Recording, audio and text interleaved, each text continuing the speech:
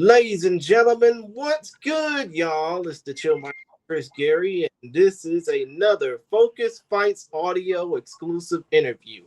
And when it comes to a fighter's progression, their first five fights sometimes define the course of the rest of their career to come.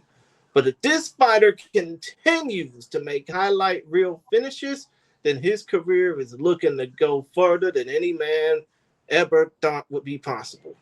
At 5'7", 125 pounds, this 5-0, this 5-0, 26-year-old Dynamo with four knockouts in the first round to his credit will look to keep that career trajectory going when he faces Takaya Suzuki live in Houston at Escapades 2001 on January 18th at FURY FC 113 for the FURY FC Flyweight Title live on the UFC Fight Pass. Introducing my guest at this time, representing WAR, that's W4R Training Center in Tomball, Texas, but representing all of H-Town, this is Antonio. Tonio FoShow Figueiredo. Tonio, what it do, man? How are you? What's good, my guy? Pretty good. How you doing? I'm doing all right, man. I mean, to be honest, I just can't believe that somebody like you, who's fought Josh Van, who's now the UFC flyweight champion in the amateur ranks, managed to get such a damn good pro career on his own, man. I mean, can you tell us a little bit more about that before, we get off into these topics here? Yeah, man. Honestly, I feel like having Josh Van doing what he's doing, I feel like he's doing pretty good. You know what I mean? And that also lets me know that I have the potential to be where he's at. You know what I mean? Like not necessarily where he's at. Like for sure, I have the potential to get into the UFC. And so, like the fight that I had with him, I felt like it was close. Which in theory, I like to think that I can compete with those guys in the UFC. So yeah. That's understandable, especially considering the fact that when it comes to the UFC nowadays, especially considering the success that fighters like Josh Van or even Aquaman Anthony Ivy have gotten, one of your training mates down in Tomball, you could basically say that Fury Fighting Championship is the top developmental promotion for the UFC outside of, say, Legacy Fighting Alliance or Cage Fury Fighting Championships up in the Northeast. Yeah, 100. And honestly, what's it called? Now that Josh Finn is the champ of the Mm-hmm. world, you know what I mean? I feel like that puts a lot of eyes on Fury. And I feel like a lot of guys from Fury will go into the UFC more often than usual just because we have a champ that, what's it called? They came from Fury and is the world champ now. And I feel like the UFC will have a lot of eyes on Fury for sure. You know what I mean? Oh, yeah, of course. Especially considering the fact that, again, a lot of people do watch Fury FC on the Fight Pass, so they would at least know a little bit about the structure over there. And the fact that, a lot of these guys who used to be a part of Legacy FC back in the day, they probably know their stuff. Now, when it comes down to this particular fight against Takaya Suzuki coming up next month, when you got the call from Mr. Showing Up the Stuff, Richard Burmaster, and Eric Garcia, the CEO of Fury FC, saying that you were going to not only be in a title fight, but that this fight probably might get you into the UFC, what's the first thing that came into your mind about it? Well, honestly, the first thing I was honestly, man, I was happy. Like I saw my manager text me. He was like, "Yo, was good. You got a fight coming up, and it's for the belt." And I asked, sorry about that. Like there was some motorcycle by my house, but anyways, they what's it called? He told me, "Hey, you got a fight offered, and it's for the belt." And I was like, "Yeah, let's do it." And I was happy. And I was basically I feel like it's the ticket, you know what I mean, to get to the UFC and stuff like that. So I didn't hesitate at all, and I told him, hey, let's do it, and we'll take care of business on January 18th. You know what I mean? I mean, you think basically this is like some Willy Wonka type of shit. Yes, sir. I see. I see. Now, considering the fact that, again, as mentioned at the start, you're a quick finisher, 4 first-round knockouts in 5 fights. But considering the opponents that have faced you and came up not only short, but damn near couldn't get out the first round, I mean, would you say that it's hard for opponents to train for you, considering the amount of first-round finishes you have? Uh, I would think so. You know what I mean? Just because I'm known to punishing guys. You know what I mean? Like if a guy overextends, you know, I can see I have good vision, like you mentioned earlier, eye coordination and stuff like that. I can see punches better than the average fighters. You know what I mean? So I would say I feel like they would have to have a high caliber fighter in front of them to make sure that they're paying for their mistake. Because if they don't see that in practice, you know, it'll be the first time seeing it with me, and next thing you know, you're on the ground getting finished. You know what I mean? So, but yeah, I would say I would imagine it's hard to getting ready for me. Yep. Now, when it comes down to the reverse aspect, I mean, do you study for your opponents? If so, what would you say is some of Takaya's weaknesses? Yeah, I just study for my opponents. Honestly, man, as far as his weakness, I'm gonna be honest with you. I can't really put it out there right now just because I don't want him to know what I know, right? But I am studying and making sure that I capitalize on his weaknesses. Yeah, for sure. But I'm just not gonna put it out here right now because I don't want him to fix it. The next thing you know, the day of the fight is not there, and you know I don't know what to look for and things like that. So I yeah. mean, you know what? It's understandable, especially considering the fact that when it comes to Takaya, this will be his first fight in the United States, not just his first fight outside of Japan. So, No, it'll he, be the second. huh? It'll be the second fight in the U.S. Oh, okay. But Yeah. still, though, I mean, it's like the whole known unknown aspect. Those that we know but don't know. This Yeah. really might be coming in with a whole different game plan for you. You said he's gonna come in with a whole game plan for me, a different game plan for me. Is that wait? What's the question? I mean, basically, what I'm trying to say is that, the whole known unknown aspect, things that we know but don't know, you Yeah, know, you might think he might be coming in with one plan, but he probably might be thinking, oh, let me go and have a different game plan, so to speak. that is very true. You know what I mean? Yeah, that's true, man. He can come in and fight like a whole different fighter, and but you know, all I have to do is just adapt, which that's something that I am good at. You know, I Hmm. can adapt mid fight, and so let's just say he comes out different.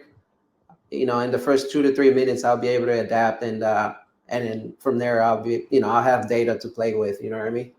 So, but I would say this: even if he comes out differently, every fighters they have a pattern. No matter how much they change their style, there's always that pattern that always shows up whenever they're uncomfortable. So yeah. Right, of course. Now, when it comes down to you training in Tomball at War W4R Training Center, I mean, you work alongside Rakeem Cleveland, Trevin Giles, the Ivy brothers, Anthony and Demetra, and the former UFC and Legacy FC star, the American Bad Boy Charlie Ontiveros, just to name a few. But to be honest, for those who don't know about this particular training center in the north side of Houston, how does that atmosphere compare to training outside of the greater Houston area, say in like Vegas or New York or Florida or those places? I would say the comparison is the award. We have everything. We have a little bit of everything. You know, we have karate, we have grappling, we have jiu-jitsu guys. Pretty much anybody that you have to get ready for. There's a specialist in that area, a specialist that has similarities to your opponent. that you can go up to and ask questions, and they'll give you advice on like how to get ready for that particular individual. So I feel like having that, it's a great place to be in, you know. Oh yeah, of course. And I mean, to be honest, when it comes to training in the outskirts of the Houston area, I mean, obviously, you're still training in Houston. People from around the country will say, "Oh, he's from Houston," when you're basically training in the outskirts of the area. It's kind of like what Rahil Ramzanali, the commentator for Fury FC, said. You're basically in the greater Houston area, so to speak, and you're basically enjoying the atmosphere of the Houston area. Yeah, 100%. And also to be clear, what's it called? I actually I drive like 45 minutes every day to. Well, not every day. I drive about 45 minutes to get to Tomball. I actually leave like in downtown Houston. Oh, okay. Yeah. I mean, that must be a pretty crazy trip just to get up from downtown all the way to the north side, the literal north side. It is. It's crazy, man. I'm not gonna lie to you. The drive is insane, especially when there's a lot of traffic. You know what I mean? So, but hey, man, you gotta do what you gotta do to get where you're trying to get. You know what I mean? So, Hmm.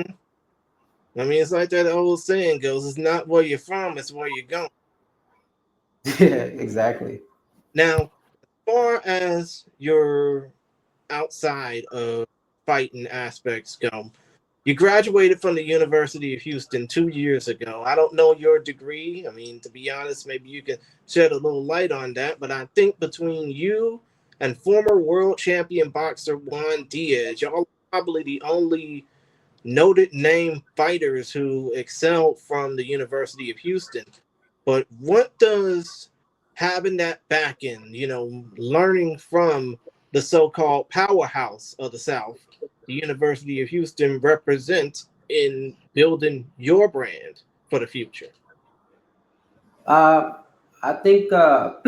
So, what exactly is your question, though? Like, what are you exactly asking? Antonio, you didn't hear the question I was asking?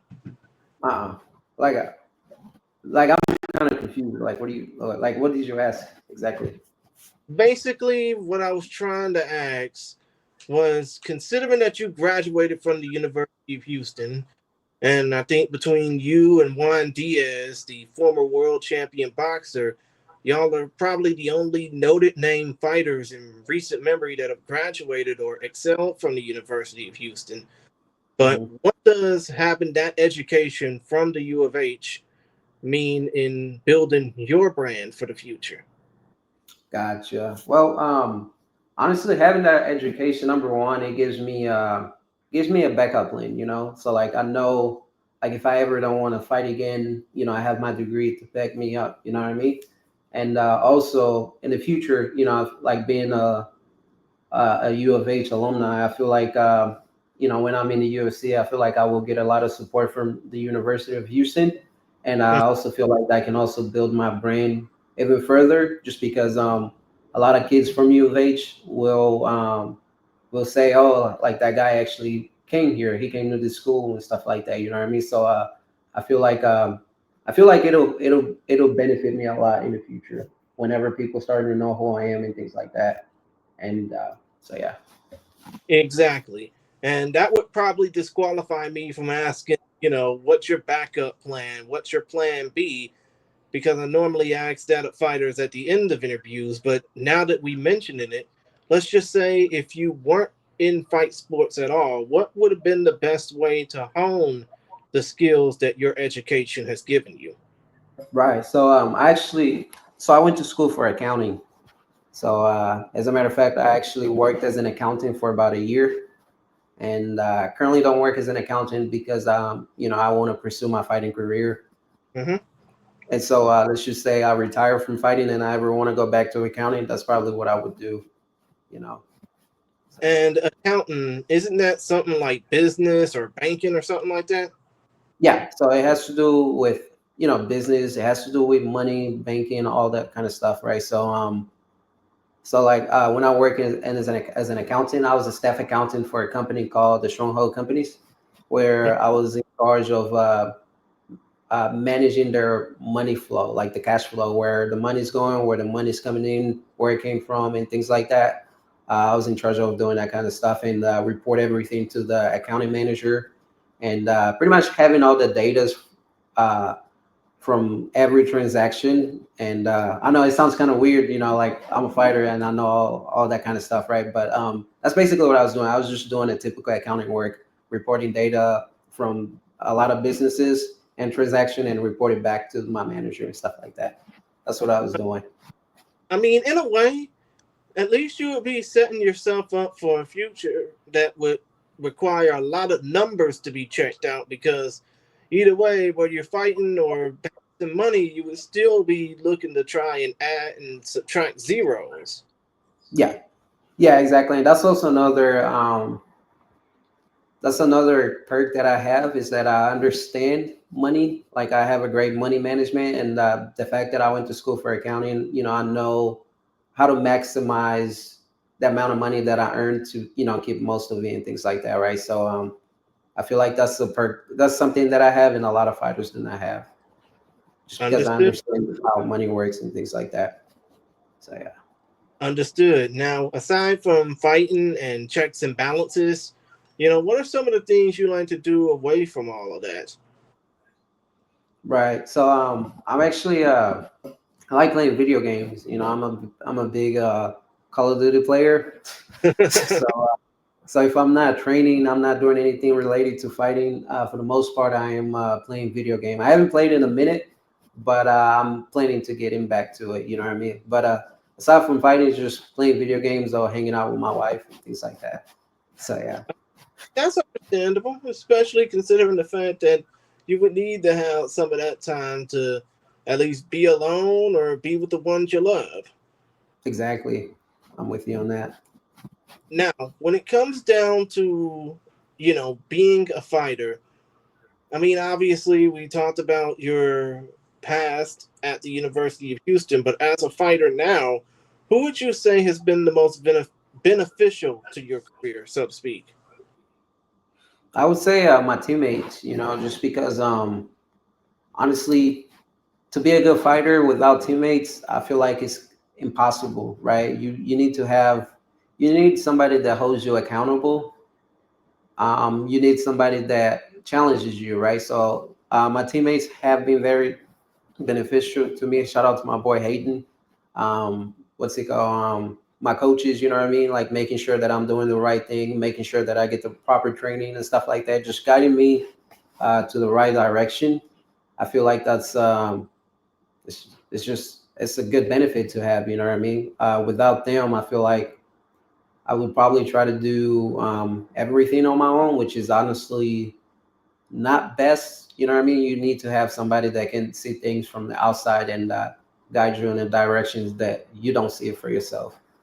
So yeah, those are the people. My teammates and my coaches are the people that have been very beneficial for me lately. Right, of course. And when it comes down to some of your fighting influences, I know you're only 5 fights in to your professional fighting career, but who would you say your style is best similar to?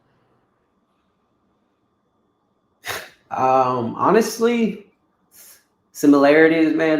Let's see. I'm gonna be honest with you, man. I don't know. I don't know who I fight like, right? If you had to guess, like, I'm assuming you've watched some of my fights, right? I mean, I've Perhaps. watched some bits and pieces. Right. From what you've seen, what would you say? Because to be honest, I don't know. But I will give you a little history on why I guess I fight the way I do fight, and somebody who Okay. motivated me to fight the way I do. My favorite fight of all time is TJ Dillashaw, and so yeah, it's my favorite fighter. So as a kid, growing up, I used to watch a lot of TJ, and I used to mimic a lot of the things that he does. But honestly, when I watch myself, I don't think I fight like him. But there are some things that he does that I'm pretty sure that I do. So yeah. Would you say that in a way, TJ is known for being a finisher? I would say the second best fighter that would probably say suit your style would be like a Henry Cejudo, so to speak. But would you That's a say compliment. would you say that some of TJ's finishing style has kind of rubbed off you? Um, I would say not really because it's so different, you know. Like his finishes and my finishes. You know, I have a lot of right hand finishes. He's got a lot of hooks finishes, so I, I would say they're not similar at all, you know. But I would say my style for sure came from him, just because I mimicked a lot of TJ when I was coming up. As a matter of fact, I used to fight a lot like TJ when I was a kid. But as I got older, you know, I found my style, I found myself, and I believe I fight different from him now. But as a kid, I used to fight kind of like him more. So yeah. Right, of course, of course. And I mean, to be honest, when it comes down to the whole fight style metric, I mean, just think about this. You may not know what type of fight style you truly represent until you get off into some sort of a groove. And then when you do find that groove, people will start probably fighting like you more than you trying to fight like everybody else. Yeah, exactly. I mean, that's just me stating facts about that. I mean, I know that you would probably want to style yourself after somebody else, but still, no. You know, it's best to basically be the first version of you than the next version of somebody else. You know what I mean? Yeah, I 100% agree with that. And that's kind of where I'm at right now too, you know, like growing up, man, I'm gonna be honest, you know, growing up, like I said, you know, I used to watch a lot of TJ. I wanted to fight just like him. You know, I guess it just didn't work out well the way I wanted. And, you know, like I mentioned earlier, as I got older, I kind of just found myself and, you know, I fight the way I do just because I guess it's just me, you know what I mean? I'm just being myself out there, you know? Yeah, of course. Of course. Now, when it comes down to your professional career so far, all five of your fights have been in the confines of the Fury FC cage. You know, Eric Garcia has been putting you over well. Rahil Ramzanali and Richard Burmaster have been putting you over on commentary as a future UFC star. But what has fighting under the Fury FC and Garcia Promotions banner meant to you? It means a lot, you know, just because, man, it's a professional experience that I get. You know, I feel like it's preparing me for the UFC. You know, when I get there, there's like at least 1,000 people there. Obviously, it's gonna be probably like 10 times more in the UFC, right? But you know, it's just the small things. It means a lot. Like having a lot of fans out there cheering you on, and honestly, having Houston. I remember my last fight, everyone was cheering me on and things like that. So it's just I think it's pretty dope. I feel like Fury is doing a great job of being as professional as they can, and really just you know make doing a pretty good job getting guys into the UFC. You know what I mean? So yeah, I feel like Fury is a dope promotion. Honestly. Yeah, of course, of course. And I mean, to be honest, aside from your fans, I mean, I'm pretty sure that a lot of friends, a lot of family, what am I saying? A lot of friends, a lot of family members, a lot of homies, you know, when they realize that you're a fighter, they probably get the feeling that, you know, they probably think either something's wrong with you or hey, you know, as long as you continuing to make money, that's good. But when you get that first reaction, when you tell your friends, your family, your homies, hey, I'm a fighter now, what's that first reaction you get from them? Uh, like you said, you know they think I'm crazy. They look at me crazy as well. You know what I mean? Because especially yeah, when people found out I was a fighter, for one, they were like, I was 18 when I, you know, started fighting and something like that. People were like, oh, like, because I was very skinny and stuff like that. They were like, oh, I don't think you should do that because you're so skinny and stuff like that. Those guys are pretty big and tough and all those things. People pretty much thought that I wasn't tough, you know what I mean? Just because I guess because I was too skinny to them, and People just thought, and some people thought that, some people were cool about it. They were happy or whatever it was. But some people, I can tell they were judging me. It's like, why would he do that? You know what I mean? Because fighting is not normal. It's like 1% of the population in the world doing that, right? So when you tell a person that you're fighting, they ask you like, why would you do that? Like, aren't you scared of getting hit? That typical questions and things like that. So I just feel like they don't understand what it is. So it's probably. I mean, in a way, most people probably would think that a 5'7", 125-pound man, the last thing they should be doing is fighting. But then you pop in an old boxing match or an old MMA fight of just two guys who are at that same size, just beating the holy high hell out of each other and actually getting cheered for it. Then they'll have a different perception.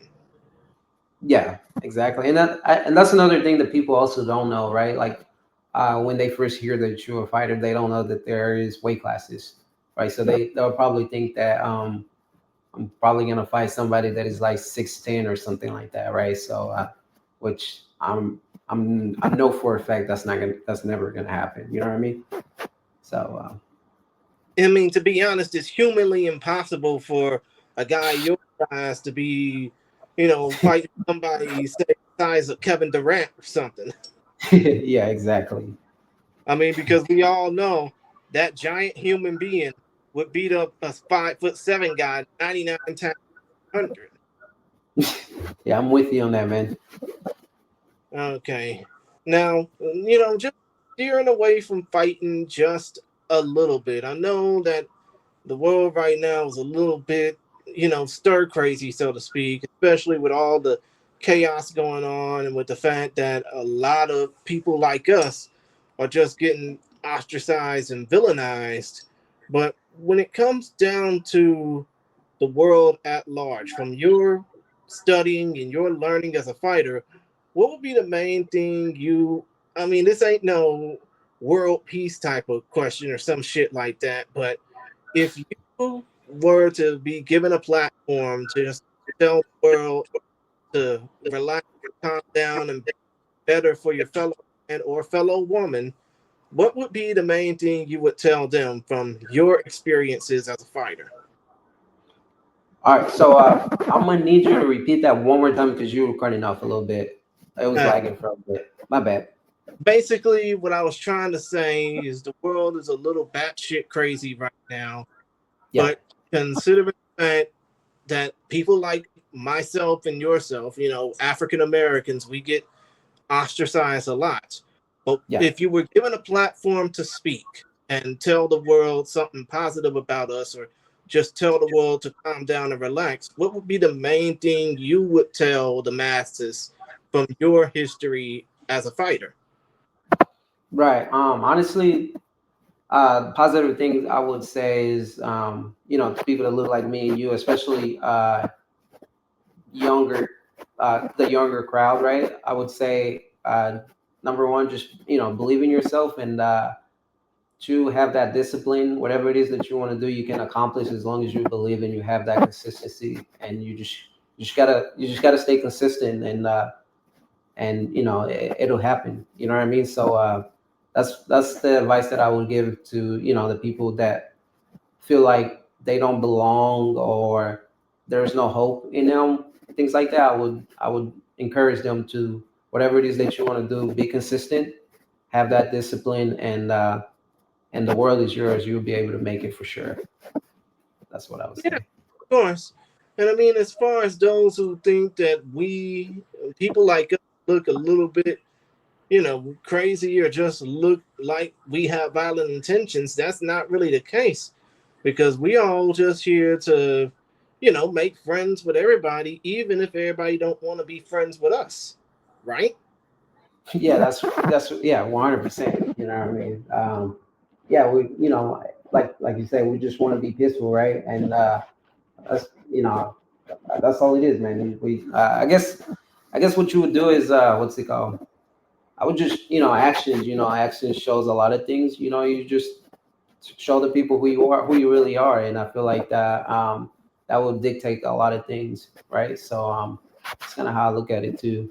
So Yeah, of course. I mean, especially again in this crazy ass society where a lot of people would probably think, oh, these two black men, they're just talking about crime and all of that. No, we're just basically talking about, fight sports and basically just, as the old folks say, peace and fellowship, so to speak.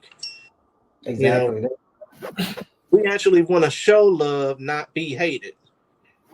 exactly. I'm with you on that, man. But still, though, aside from all of that, when it comes down to the world of fight sports and obviously the future sense in this case, I mean, like we've been harping on throughout the entirety of this interview, but still, though, when it comes down to Josh Van, I mean, as we stated before this whole thing started, you saw how he won that fight last night as of the time of the recording. Now he's the UFC world champion, but as an amateur, now that he's a big name in the UFC, how do you see his future going out? I feel like his future is going out pretty good.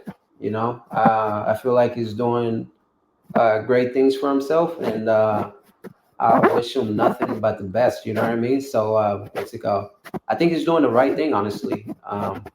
Even the way he won, you know what I mean? That's not his fault that Pantoja posted the way he did. You know what I mean? If anything, here's the reason why. Like the way Pantoja broke his arm, Josh Van blocked the kick and he walked forward. So theoretically, he caused that, right? So I know he's getting a lot of what's it called? A lot of people online are saying, "Oh, that's not the way to win the belt." Like, I mean, I get what they're saying, but he also initiated the move for it to happen the way it did. You know what I mean? So, I mean, but go ahead. I'm pretty sure a lot of people would be saying, "Oh, he's an undeserving champ. He doesn't deserve the belt."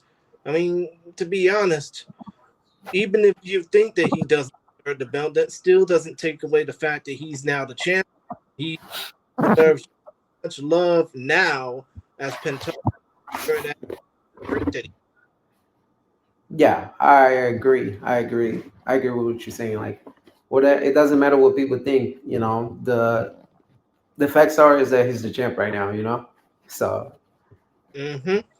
And I mean, to be honest, before I get off into the next question, let's just say, hypothetically, if y'all were to face off in a rematch, how would you see yourself? I see myself winning. You know. I mean, can we quote you on that? Yeah, 100%. Like I see myself winning. I see, I see. Now, considering the fact that this fight that you're going to be competing against on January 18th is about a month away from a UFC show coming back to Houston, back to the Toyota Center on Yep. February 3rd. I mean, I'm looking at it now. Actually, it's February the 20, 21st. yeah, 21st. But still, though, the UFC is returning to Toyota Center on that particular date. Let's just say if you have a fantastic showing against Mr. Suzuki, do you think that you'd be in line for a late notice call up? 100%. You know what I mean? 100%. Also, it's number one is here in Houston. If anybody falls out and I'm the champ of Houston, they'll give it to me, right? Mm, Um, and another, and I'm like the easiest guy they can get a hold of compared to someone that is in Vegas or Florida. You know what I mean? They got to get flight tickets and all that stuff. I'm like a local here, right? So, I mean, mm, honestly, man, whatever, what's it called? Hey, everything goes great. January 18, and they want me to fill out for short notice. I will be ready, and I feel like I will get it. I will get that shot 100%. of course, of course. And I mean, to be honest, I basically asked that because let's just say you have a fantastic first round knockout again. And, Raheel Ramzanali makes that call to Richard Burmaster, who in turn makes that call to Mick Maynard. you know, for those of a certain age, I remember those three as part of a radio show on ESPN 97.5 back in the day, Dingo and the Boys. But still, though, that would probably be the chain of command you would want instead of saying, hey, you know what, we'll call you next month for another show. Yeah, exactly. But still, though, I'm about to go ahead and get ready to wrap this up, but I just got a few more questions to ask of you. First of all, when it comes down to the fight fans of Houston and around the world, what can they expect out of seeing you fight on January the 18th? They can expect a show, man. It's gonna be a show like like I'm 5-0, 4 first round finishes. All my fights have been pretty entertained, right? As a matter of fact, I'm a candidate of well, not even a candidate. I got KO of the year in 2024. Mm-hmm. As a matter of fact, and that was actually my pro debut, right? I was able to get a knockout of the year. And so for the Houston fighting fans, just expect that if you come to my fight on January 18th, you will not be disappointed. It'll be a banger for sure. I see. Let's just say if the UFC doesn't get that call, if Fury continues to, well, actually no. Let's just say if the UFC doesn't give you that call, Lord Fury gives you the opportunity to go expand your horizons elsewhere. I mean, would you potentially see yourself fighting in places like Japan or Europe? Nah, it's no, not really. It's the UFC or nothing. That's where I'm at. I mean, I'm sorry for even asking that question. I mean, we just got through talking about potential for a late notice call up. Yeah, I mean, yeah, yeah. That's where I'm at, man. I don't have any desire to fight anywhere else but the UFC. You know what I mean? I just don't. As in the also PFL, they don't have flyweight division, and yeah, I don't want to fight anywhere else other than the UFC, honestly. So understood, understood. Now, let's just say, Takaya Suzuki, dude is Japanese. He's fighting his second time in the States, but he probably doesn't understand what us two homeboys are trying to say, especially considering the fact that, you know, he probably wouldn't understand us anyways. But let's just say if his team were to understand us and relay all this back to Mr. Suzuki, what would be the main thing you would say to him as a way to tell him, be prepared for that ass whooping in January? honestly, man, I would just say let's just all be prepared for January 18th. I'm not really much of a trash talker, you know what I mean? But what's it called? I know he's working hard, and at the end of the day, I just gotta do the same thing. You know what I mean? I just gotta work hard and things like that. And honestly, what I would say is, may the best man win. We'll see on January 18th, and we'll take care of business right then and there, and may the best man win. Fair and understandable, man. Now, when it comes down to how the fans can connect with you, get in contact with you, send you the best of luck and, best wishes, how can fans contact you? I'm on Instagram, and I go by Tonio FoShow 125. So it's Tonio TONIO FOSHOW, and then 125. And from there, you can always DM me there. You can follow me. You can pretty much do whatever. And I'm always on Instagram and stuff like that. So Okay, understood. And let me just repeat the spelling because a lot of people might not have heard that. It is TONIOFOSHOW 125, right? yes, sir. That's it. Of course, of course. And when it comes down to the fans, I mean, obviously, you just gave out the social media. It's like when it comes down to your career, what do you hope you can accomplish to, well, actually, no, to your fans as we close this out? what do you hope that the fans will get out of seeing you overall, so to speak? What positive vibe you can give out to your fans who are going to probably follow you for the rest of your career? Got you. I would say, I'm a God-fearing man, and what's it called? I'm always positive, and I'm always here. I'm always here. I'm here to spread positivity. You know what I mean? And I'm here to motivate anybody. People that look like me, people that don't look like me, and things like that. I'm here to tell all you guys that whatever it is that you want to do in life, like I mentioned, and I follow the same recipe. You just got to be consistent. You got to be disciplined, and sometimes that means that you'll piss some people off. You know what I mean? Some people won't like what you want to do because you're focusing on yourself and things like that, right? But that's just part of life, and as long as you follow those things, you will be able to accomplish anything you want to accomplish in this life. In other words, have a goal, remain consistent, and just try and stay away from bad crowds, so to speak. That's exactly it.